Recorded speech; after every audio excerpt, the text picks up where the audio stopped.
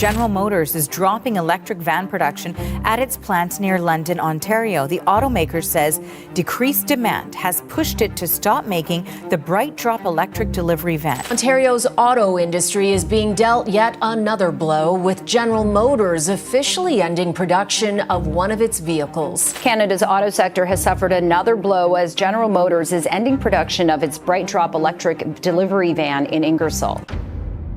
It happened so fast that even industry insiders didn't see it coming. One day, GM was preparing for its next generation of electric vehicles. The future it promised investors, workers, and politicians. The next day, everything shifted. A single change in Canada's policy, one quiet, technical rule, sent shockwaves through North America's entire automotive landscape.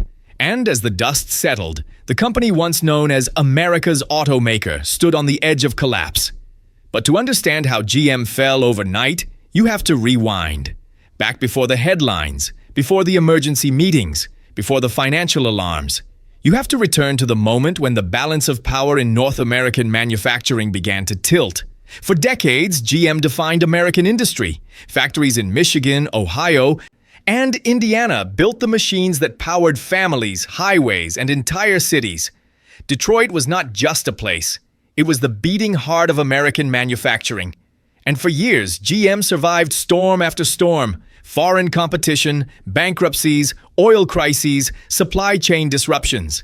Every time Washington stepped in with promises, bailouts, or policies meant to protect American jobs.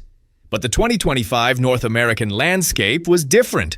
Tariffs were rising, EV costs were exploding, supply chains were more fragile than ever. And geopolitics, once an invisible background, became the main character in every boardroom decision. Then came the turning point, Canada's new regulation, a sweeping change in EV battery certification, mineral sourcing, and cross-border trade incentives. It didn't make headlines at first. It didn't need to. Because inside the industry, every executive knew instantly what it meant. Canada had just become the most profitable and most predictable place to build electric vehicles in North America. The timing couldn't have been worse for GM, already struggling under rising US tariffs, rising battery costs, and shrinking margins. Its EV program was hanging by threads. Its Ultium battery system, once marketed as the future of American EV leadership, was behind schedule, over budget, and consistently failing to meet delivery targets. Dealerships complained. Workers grew frustrated. Analysts warned profits were evaporating. Meanwhile, Canada's new rule turned the entire EV economy on its head. Battery makers got massive credits. Rare mineral suppliers received priority access. Foreign automakers gained tariff-free pathways into North American markets, as long as their vehicles were certified under Canada's new standard. Overnight, a wave of companies, Japanese, European, Korean, shifted their plans north. GM, already drowning in costs, watched as its rivals gained a sudden, overwhelming advantage. And then the unthinkable happened. GM couldn't afford to keep its US EV production running. Plants paused. Suppliers panicked. Stock prices trembled. For the first time in modern history, GM's leadership admitted privately that it could no longer compete in a North American market reshaped by Canada's new rules.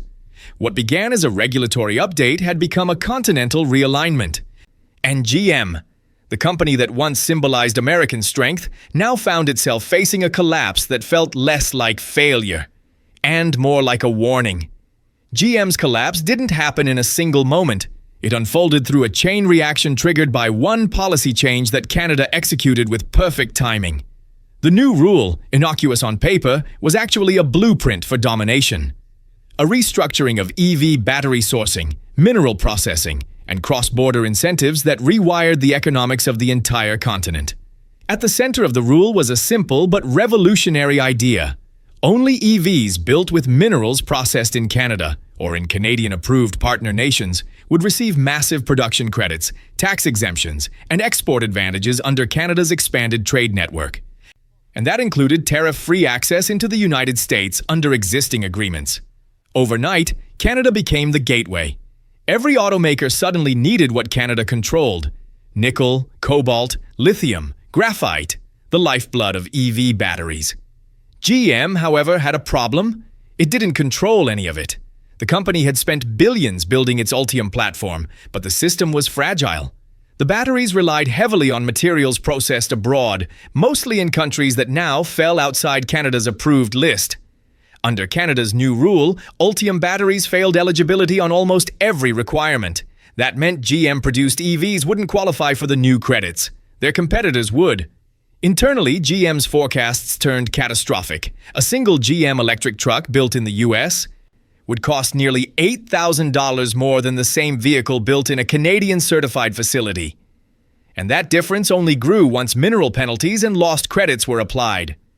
Toyota, Honda, BMW, Hyundai, Volkswagen all began pivoting north, reconfiguring supply chains overnight. New battery plants were announced in Ontario and Quebec. Mineral processing centers expanded at record speed. Even Chinese battery giants, typically shut out of U.S. markets, found legal pathways into North America through Canada's rule structure. GM, meanwhile, was stuck. Its U.S.-based Ultium plants were chained to supply contracts that suddenly became financial anchors. Every EV rolling off American lines was now thousands of dollars more expensive than its Canadian-built rivals. The company couldn't match the new pricing. Its margins evaporated. Its EV division bled money at historic speed. Dealerships started demanding answers. Suppliers warned they couldn't continue at current rates. Workers heard rumors of shift cuts, then watched those rumors become real. And then came the shareholder call that confirmed what insiders already knew. GM would be temporarily pausing multiple U.S. EV production lines. Temporary in name, permanent in impact. Canada's new rule hadn't simply changed the EV market, it had rewritten the rules so thoroughly that GM, the largest automaker in North America's history, could no longer compete inside its own home turf. While GM scrambled, Canada surged. Foreign automakers rerouted billions northward. Battery tech companies set up in Toronto and Montreal. New industrial corridors emerged from Sudbury's mineral mines down to Windsor's factories and out to global ports on both coasts.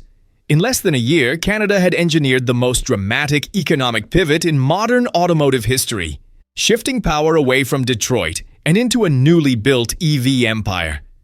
GM didn't collapse because it was weak. It collapsed because Canada changed the game, and GM didn't have the pieces to play. History does not repeat itself by accident, especially in the auto industry. Every major shift leaves fingerprints, patterns, echoes. And what we're seeing today with GM's collapse is a louder, sharper version of a transformation that began decades ago, long before EVs, long before global battery wars, long before politicians used trade policy as weapons. In the 1980s, the U.S. tried to control Japanese automakers with import restrictions and voluntary export limits. The goal was simple: force Toyota, Honda, and Nissan to build more vehicles in America. But Japan outmaneuvered the strategy. It didn't fight the restrictions. It moved around them. It built massive factories in Ontario and turned Canada into the quiet industrial backdoor of the North American market. That same playbook is unfolding again. But now the stakes aren't sedans and minivans. This time, the stakes are energy dominance, strategic minerals, battery supply chains, and the global race to control the EV future. Canada understood something the US ignored. Whoever controls battery materials controls the automotive world. Instead of building tariff walls, Canada built mineral alliances. Instead of choking supply chains, Canada streamlined them. Instead of using fear and force, Canada used clarity and incentives. And that single shift flipped the entire continent. GM, already struggling with slow EV rollouts, technical issues, and rising costs, suddenly found itself competing in a world where Canada held all the advantages. Canadian-built EVs got subsidies. Canadian-certified batteries got tax relief. Canadian-processed minerals gained international priority. GM's US-built EVs, meanwhile, became the most expensive option in North America. A death sentence in a market driven by affordability. But the story is bigger than GM. What Canada triggered is a continental migration of investment, the largest in North American automotive history. Korean battery giants jumped in first. Japanese automakers followed. European EV manufacturers began announcing research hubs and production lines in Toronto, Windsor, Quebec, and British Columbia. Canada transformed into something no one expected, the new gravitational center of the EV universe. And while Canada built alliances, the US built obstacles. While Canada offered certainty, the US offered volatility. While Canada rose, GM fell, trapped by a system too expensive to survive and too slow to adapt. For the first time, analysts began saying what was once unthinkable. Detroit no longer leads the future of North American manufacturing. Ontario does. From Sudbury's mineral mines to Windsor's battery gigafactories, from Toronto's EV research corridors to Vancouver's energy labs, Canada now controls every stage of the process. Raw minerals, refining, battery chemistry, assembly, export. This wasn't luck. This wasn't chance. This was strategy. And for GM, the consequences were immediate and brutal. Its collapse wasn't about mismanagement or engineering failures or lack of innovation. It collapsed because the ground beneath it shifted, and Canada was the one moving the earth. The truth is clear. North America's center of power has moved north. And unless the US rewrites its playbook, GM's collapse won't be an isolated event. It will be the beginning of a much larger realignment. Because in the new world of EV supremacy, the winners aren't defined by their history. They're defined by their ability to adapt. And Canada adapted first.